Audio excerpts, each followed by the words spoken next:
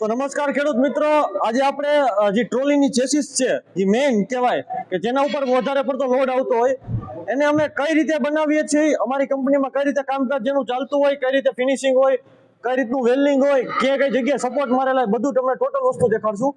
પેલા તો તમે એક વખત ચેસીસ ને જોવો, આખી કોમ્પ્યુટરમાં બનેલી છે અને ચેસીસ તમને જે આપણે ટ્રકની ચેસીસ હોય જેમાં આપણે ટ્રક જે હેવી લોડ ઉપાડતા ટ્રક એના જેવી અમે ડિઝાઇન કરેલી છે, ટ્રક જેવી.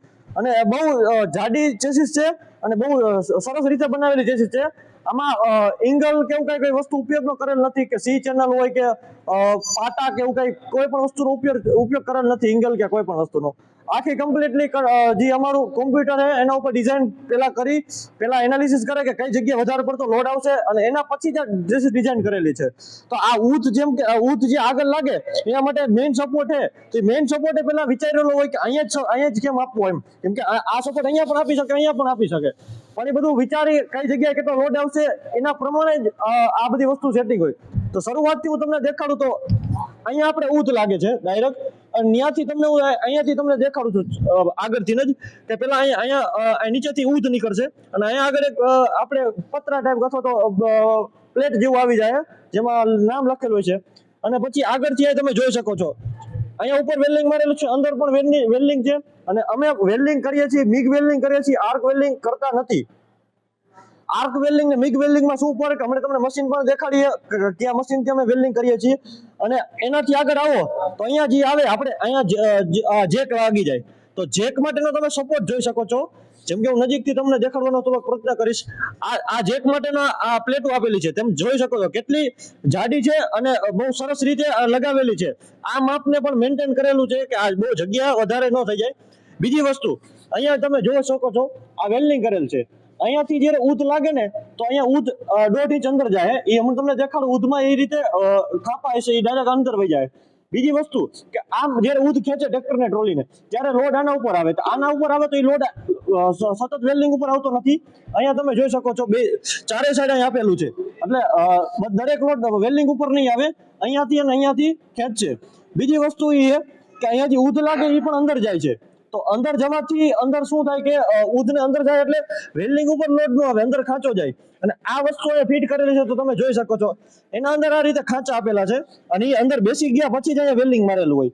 આટલી વસ્તુઓને અહીંયાથી એ બધું અંદર બેસી જાય પછી જ અહીંયા વેલ્ડિંગ કરવામાં આવે છે, એટલે વેલ્ડિંગ ઉપર લોડ આવતો નથી. હવે એનાથી આગળ હું તમને દેખાડું તો અહીંયા બધે ફિનિશિંગ તમે જોઈ શકો છો, જેમ કે અહીંયા વેલ્ડિંગની લાઈન મારી છે, અહીંયા વેલ્ડિંગ કરેલું છે.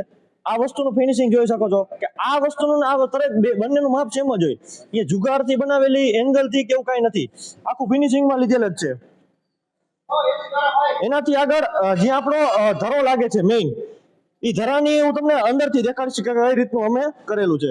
તો આ ધરો લાગે છે અહીંયા, તો અહીંયા નીચે ધરો લાગી જાય. હવે ધરાનો અહીંયા હોય તો ધરા ઉપર લોડ આવતો હોય ઘણી વખત, તો આ એમ થાય કે બેન્ડ લાગી જાય. તો બેન્ડ નો લાગે એના માટે અહીંયા સપોર્ટ આપેલો છે. એ સપોર્ટ અહીંયા પણ આવી ગયો તો ચેસીસ ભેરી થઈ જવાનો ચાન્સ રહે. તો અહીંયાથી માંડી અને અહીંયા સુધીનો સ્ટેક સુધીનો સપોર્ટ આપે છે. તમે જોઈ શકો છો નીચેથી અને અહીંયા ચેસીસ સુધીનો કન્ટિન્યુ સપોર્ટ એને મળે. અને એને વેલ્ડિંગ પણ તમે જોઈ શકો છો કેટલી ફિનિશિંગથી વેલ્ડિંગ કરેલું છે. અને વેલ્ડિંગ પણ આર્ક વેલ્ડિંગ નથી કરતા, મિગ વેલ્ડિંગ જ થાય છે. મિગ વેલ્ડિંગનું મશીન પણ હું તમને દેખાડું કે એમાં કઈ રીતનું ઘણા ખેડૂત મિત્રોને નહીં ખબર કે મિગ વેલ્ડિંગમાં કઈ રીતે ફિનિશિંગ આવે.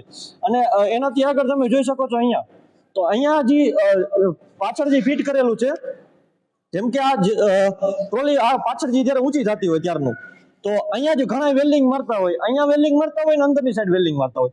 આમાં આ પોઈન્ટ અંદર વહી જાય, આ અંદર વહી જાય અને બંને સાઈડ વેલ્ડિંગ લાગે. જેમ કે હું અંદરથી તમને દેખાડું તો આમાં જોઈ શકો છો કે અહીંયા પણ વેલ્ડિંગ મારેલું છે. જેમ કે તો આ પોઈન્ટ ને જ્યારે અંદર નીકળે ત્યારે અંદરથી પણ વેલ્ડિંગ લાગે છે. તો આ આટલા મજબૂતીથી પકડાવેલું છે. બીજી વસ્તુ આમાં મેં એક નાનો તો એક હુક ટાઈપ આપેલું છે કે ટ્રોલીની પાછળ કંઈક જોઈન્ટ કરવું હોય તો એને પણ એવું નથી કે બહારથી જ વેલ્ડિંગ કરેલું છે, એના માટે પણ અંદરથી વેલ્ડિંગ કરવા માટેનું ઓપ્શન આપેલું છે. જેમ કે તમને હું દેખાડું, અહીંયા જોવો છો તો અહીંયા એક ચોરસ આપેલું હોય, એના ચોરસની ફરતી ઉપર વેલ્ડિંગ લાગી જાય, એટલે અંદરની સાઈડ ને બહારની સાઈડ બંનેની સાઈડ વેલ્ડિંગ કરવાનું આવે છે. અને અહીંયા પણ સેમ જ હોય છે. તો આ ચેસીસ રહી નોર્મલ ટ્રોલી જે આપણે માર્કેટમાં આવતી હોય એનાથી ઘણી અમે અલગ બનાવેલી છે અને ઘણો અલગ બનાવવાનો પ્રયત્ન કરેલો છે અને હેવી અને મજબૂત છે. જેમ કે આ સપોર્ટ તમને દેખાડ્યા, ઊંચનો સપોર્ટ કોઈ લગાવશે નહીં. અમારી કંપની હું કામ ઊંધું પડે, કેમ કે અમે એને એનાલિસિસ કરેલું, અમને ખબર છે કે ભવિષ્યમાં ક્યારેક લોડ આવે અથવા તો ઉબડ ખાબડ રસ્તામાં લોડ ભરેલી ટ્રોલી હોય તો એક ઝટકો આવે તો તરત બેન્ડ વળી જાય. એટલે એના માટે ડબલ સપોર્ટ આપેલા છે, જેથી કરીને ન્યા કઈ થાય નહીં. હવે બીજો સપોર્ટ હું તમને દેખાડું. જ્યારે આપણે આ તો વેલ્ડિંગ થઈ ગયું, આખું સિંગલ પીસ થઈ ગયું, આ બેન નહીં લાગે, તો આ ડગી જાય તો એના માટે અહીંયા સપોર્ટ આપેલો છે. એટલે નાની નાની વસ્તુ જે છે ને એને નોટિસ કરી અને એના માટે બહુ મજબૂતી પકડાવવાનો પ્રયત્ન અમારી કંપનીએ કરેલો છે. અને આગળ પણ હજી અમારા ઘણા એવા વસ્તુ હોય જેમાં ઇમ્પ્લિમેન્ટ થઈ ગયા, અથવા તો ટ્રોલી કોઈ પણ વસ્તુ હોય એમાં નાની વસ્તુને પણ અમે ઇગ્નોર નથી કરતા. કે અમને એવું લાગે કે આ વસ્તુમાં મજબૂતી ઘટે તો તરત અમે મજબૂતી માટે કંઈક વસ્તુનો સોલ્યુશન લાવીએ છીએ. તો ખેડૂત મિત્રો, હવે આપણે જે ઉધ હોય, જેમ કે મેઇન સપોર્ટ હોય ટ્રોલીનો, કે ત્યાં જ લોડ આવતો હોય વધારે ભાગ, જેમ કે ઉધ મેં તમને હમણાં કીધું વચ્ચે લાગે, તો એ ઉધ કેટલી મજબૂતાઈથી અમે બનાવીએ છીએ એ પણ તમને દેખાડું. હવે ઉધમાં અહીંયા આગળ આપણે જે મીંડી કહેતા હોય, ઘણી જગ્યાએ અલગ અલગ શબ્દ હોય, તો અમારે અહીંયા મીંડી કહે તો આ કેટલા સપોર્ટ છે ને કેટલા વેલ્ડિંગથી લગાવેલી છે. બીજી વસ્તુ કે ઉધ રે પાઇપ ઘોડે બનાવેલી નથી, કે વચમાં એવું કઈ પાઇપની જેમ નથી, વચમાં એક સપોર્ટ મારેલું છે. જેમ કે હું તમને દેખાડીશ કે અત્યારે ઉધને અલગ કરી દેજો ભાઈ, આ ઉધને અંદર વચમાં સપોર્ટ પ્લેટના મારેલા છે.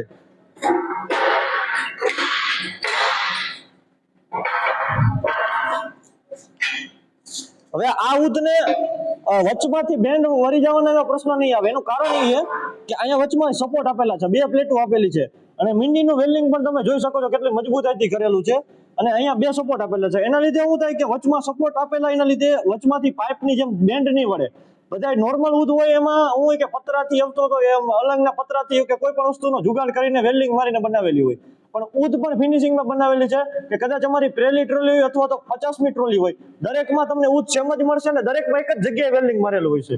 એટલે આખું કમ્પ્લીટલી કોમ્પ્યુટરમાં બનાવેલું છે અને ફિનિશિંગમાં લીધેલું કામ છે. તો ખેડૂત મિત્રો, પાછળની જે પિન હોય, જ્યાં આપણે ટ્રોલી ઉપર જે ડાગરું આખું હોય, માછડો એ ઉપર થતી હોય, તો પાછળની ચાલ કેટલી રહેતી હોય હું તમને દેખાડું. તો ઘણી વખત જે નોર્મલ ટ્રોલી આપણે જે લોકલ જોતા હોય, જે આપણે હોય એમાં ચાલ વધારે હોય, ડક થાય, માછડો ઊંચો થઈ ગયા પછી આમ ડકતો હોય.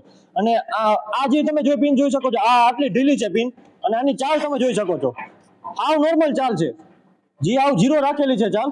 અને આમ તમે જોઈ શકો છો, જો જેમ કે અહીંયા પણ જોઈ શકશો, અહીંયા પણ તમને ખબર પડી જાય, હાવ ચાલ જીરો રાખેલી છે, અને આની ચાલ પણ જીરો રાખેલી છે. એટલે જેટલી જરૂરિયાત છે એટલી ચાલ રાખેલી છે, વધારે ચાલ નથી. જેનાથી શું થાય કે આપણે જે ઉપરથી ડાગરો ઊંચો થતો હોય માછડો, એની ચાલ ન પડે. કેમ કે ડાગરો ઘણી વખત ઊંચો થયા પછી ઘણી વખત અંદર માલ રહી ગયો હોય તો ડાગરો આમ થાય, જે ઊંચો થાય ત્યારે. તો એના માટે આ જીરો ચાલ રાખવાનું અને આનું ચાલ માઇક્રોનમાં રાખવાનું કારણ આ જ છે. તો તમે જોઈ શકો છો આ રીતે ચાલ. હવે તમને મેં મિગ વેલ્ડિંગ નું કીધું કે મિગ વેલ્ડિંગ કરતા હોઈએ છીએ, તો હું તમને દેખાડીશ કે મિગ વેલ્ડિંગ એટલે શું. તો આ જે છે આ ગન, આ એક મિગ વેલ્ડિંગની ગન છે, આનાથી અમે વેલ્ડિંગ કરતા હોય. આ એનું મશીન છે, આમાં એક રોડ આવેલો, આમાં એક રોલ હોય છે, આ રોડ તમે જોઈ શકો છો. આનાથી જ અમે વેલ્ડિંગ કરતા હોય. આર્ક વેલ્ડિંગ અમે નથી કરતા, ઓનલી ફોર મિગ વેલ્ડિંગ. અને મિગ વેલ્ડિંગની મજબૂતી વધારે હોય, તમે સર્ચ પણ મારશો તો તમને ખબર પડી જાય. ગૂગલમાં સર્ચ કરો કે આર્ક વેલ્ડિંગ ને મિગ વેલ્ડિંગમાં શું ફરક હોય, તો એ પણ તમને ખબર પડી જાય. આ વેલ્ડિંગ હોય એટલે આ ગનથી આ વેલ્ડિંગ થતું હોય, જેમ કે અહીંયા આ રાખીને આ રીતે વેલ્ડિંગ થતું હોય, તો આને આર્ક વેલ્ડિંગ નો કહેવાય, અને મિગ વેલ્ડિંગ કહેવાય. અને આર્ક અને મિગ નો ફરક ઘણો હોય છે. તો આ રીતે અમારી ટ્રોલી કંઈક બનતી હોય છે. ટ્રોલીને પણ અમારા દરેક ઇમ્પ્લિમેન્ટમાં મિગ વેલ્ડિંગ જ આવે છે, આર્ક વેલ્ડિંગ અમે નથી કરતા, અને મજબૂતાઈથી અને ફિનિશિંગથી કામ કરીએ છીએ. તો મળીએ એક આવા જ નવા વિડીયો સાથે અને એક નવા આધુનિક સાધન સાથે. ત્યાર સુધી જય હિન્દ, જય ભારત, જય જવાન, જય કિસાન.